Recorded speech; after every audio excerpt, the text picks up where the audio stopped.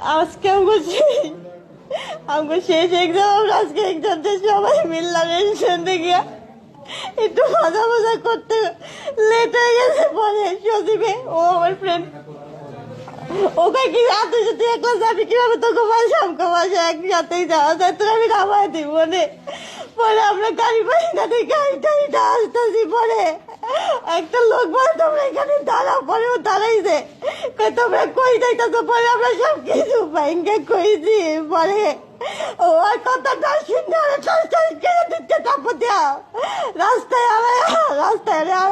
আমার টাইম দেয়া, আমার টাইম দিয়ে একটা জঙ্গলের ভিতরে লেগে গেছে। কতগুলো লোক দেখছিল, তাও কিছু বলে না। আমাদের কিসের সমাজ, এটা কিসের সমাজ বলে?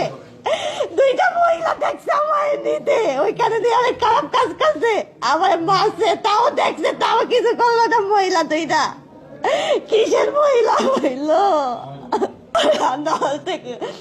10 কমপক্ষে 10 জন হইব। আমার ফোন দিয়ে টাকা বাজাতে 10,000 টাকা। আমি বললাম যে আমার বাবা নাই, আমি কইতে এত টাকা আনবো? বলে কি তাহলে তোর ফোন দিতে। আমি পরে ফোন দিয়া কই কেমন চাই না দে। বলে দাঁড়া ওরা চাললো না, এত খারাপ কোচ করতেছে, তাও লোক দেখছে অনেক।